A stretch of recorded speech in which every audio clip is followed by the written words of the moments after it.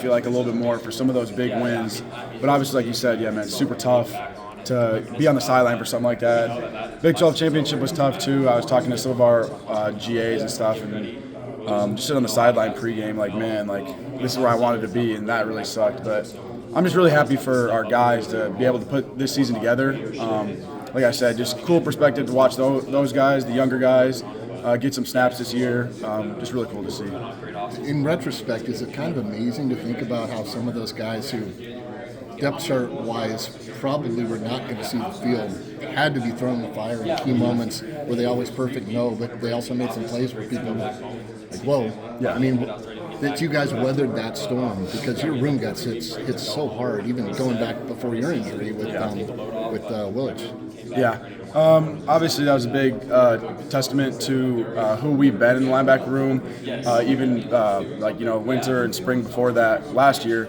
And I was really impressed with some of those guys. Like, Rylan Barnes, that's a name that comes to mind when I think of that, like steps up, fellow North Iowa guy. And that was just really cool to be able to see him step up in the big moment where, he probably coming into that summer, he's not expecting to play a whole lot, and then all of a sudden he's thrown in these big games starting and played excellent. So things like that, that'll help us coming into this spring ball.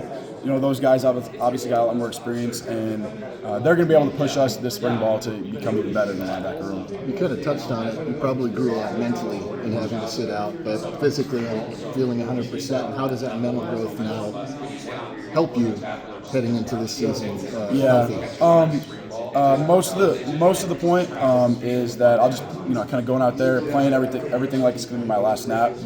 Kind of felt that after that play that I went down. It's like, man, anything can happen anytime. So any rep in spring ball, anything like that could potentially be your last. So that's what I would kind of say the main point that I got out of all this was. Also just kind of get a new perspective on things, like I realized like the first couple weeks, like, man, I got hurt, this sucks, but it's really not that bad in the grand scheme of things. Like, you look at, all around the country, people are going through way worse stuff than you are, so it's just keeping that in the back of my mind, too, at all times. So, how much did sitting out and having to watch from the sidelines both help you, I guess, and how different did it feel? Yeah, I guess the main thing that it helped me in, kind of just getting to know the game more. We'll see this spring ball, but I feel like I'm a lot more knowledgeable, just in like X's and O's things. But it was obviously like really tough at times too, because man, you want to get out there, but you just physically can't.